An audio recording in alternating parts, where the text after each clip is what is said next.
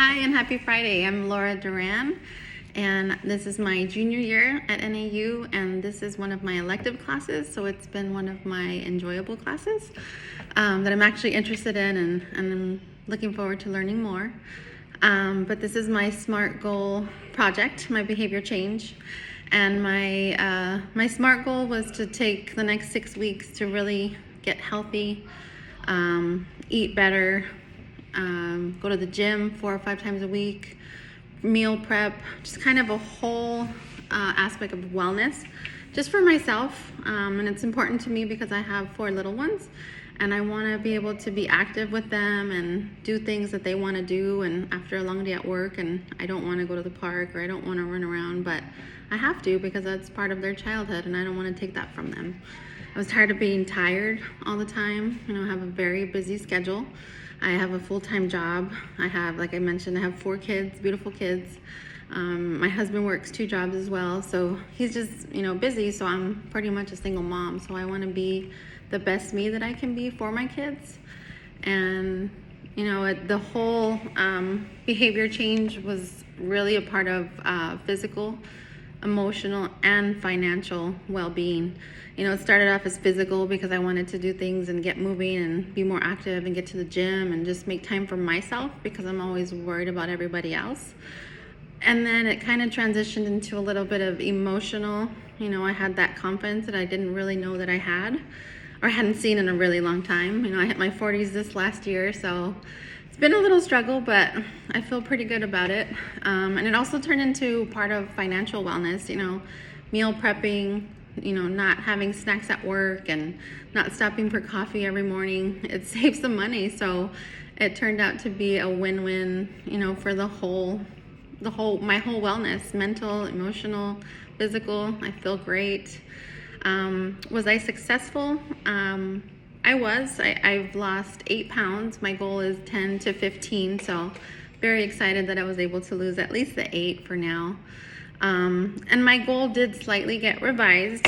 Life happens, and we were dealing with some struggles with my dad, who's been hospitalized for the last 5 weeks.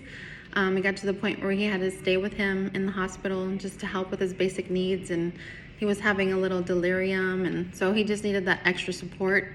So, being away from my family and being there with him, and I couldn't leave his room, so I was having to stay there and make sure he was okay, and I couldn't go to the gym. And I made an extra point to make sure I was at least eating well, so that way, part of my goal was being met.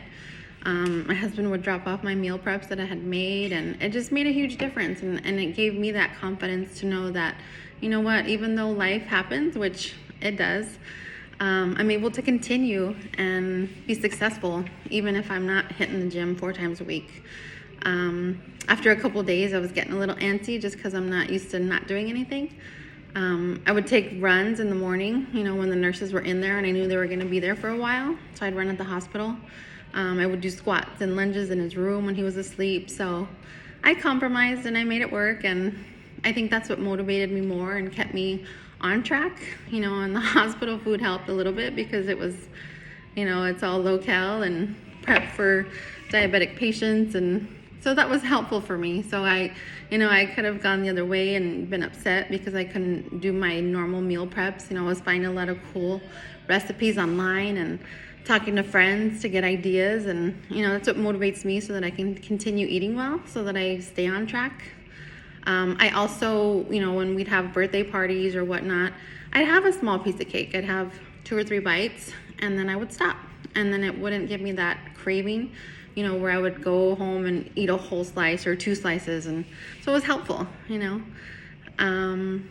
Those were the obstacles, but I think it was a victory in itself, just getting through all of those stages, and just keep going strong. What would I do the same, and what would you do differently the next time you want to make a change?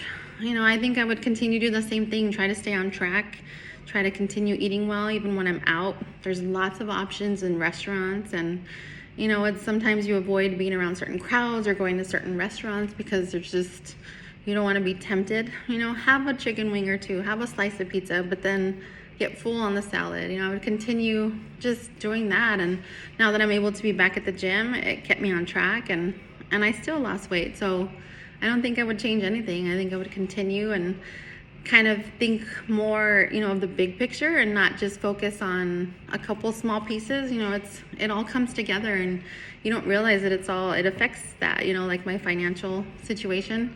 I saved probably $200 in the last 3 weeks just because of, not eating out. And we have baseball practice, softball practice, and I'd have my stuff with me. I'd eat it, didn't want it to go to waste, and it helped my kids eat better too. So that made me proud that they were able to do the same thing and have better options for them. What did I learn about myself through this experience? I think just reminding myself that I have that mental strength and that I can be confident and do these things that I set my mind to, that I'm not old, and that I can keep active and do the things that I love to do and be there for my kids. I feel good now, and I want to continue because I want to be there for my kids, and that's what's important to me. And I want to keep that, and I want to make these challenges and do these things and change my behavior so that I can live a better, happy life and be there for my children. And I think that's it. But very nice to meet you, and I am looking forward to finishing this course. Thank you.